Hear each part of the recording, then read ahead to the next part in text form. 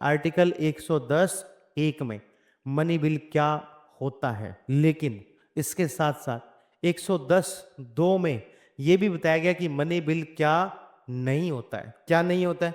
तो कहा भाई देखो ऐसा है, कहीं पर यदि कोई जुर्माना लगाने की बात है, इसको मनी बिल मत कह देना, ये कोई मनी बिल नहीं होता है जुर्माना लगाना। एक्चुअल में टैक्स जो है एक अलग चीज होती है और जुर्माना एक अलग होता है, या कोई शुल्क लगाना है तो वो कोई अलग होता है। टैक्स, फाइन और एनी ड्यूटी।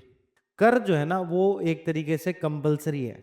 कंपलसरी मतलब यदि कोई व्यक्ति इतने पैसे कमाता है या फिर कोई ये वस्तु खरीदता है, इसके ऊपर टैक्स देना क्या है, कंपलसरी है। अब आप कहोगे नहीं सर 12 लाख से कम जो कमाता है उसको तो टैक्स देना ही नहीं होता, तो ये प्रोविजन है ना। बाकी टैक्स देना तो क्या है, कंपलसरी है। इस 12 लाख की स्लैब को 0 लाख कर देते, सबके लिए कंपलसरी हो जाता। जिसकी एनुअल इनकम 12 लाख से ज्यादा होती है भारत में, अभी की जो स्लैब है, टैक्स स्लैब है, उसके अकॉर्डिंग उसको टैक्स देना जरूरी रहता है, उससे नीचे वालों को छूट दी हुई है।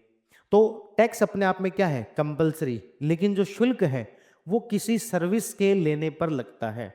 एग्जाम्पल के तौर पर यदि आप पार्किंग में गाड़ी खड़ी करते हो तो उसके बदले में पार्किंग में 50 रुपए क्या क्या लगेगा, आपके शुल्क लगेगा। तो ये आपके सर्विस का लिए आपसे लिया जाने वाला भुगतान है। जुर्माना क्या होता है?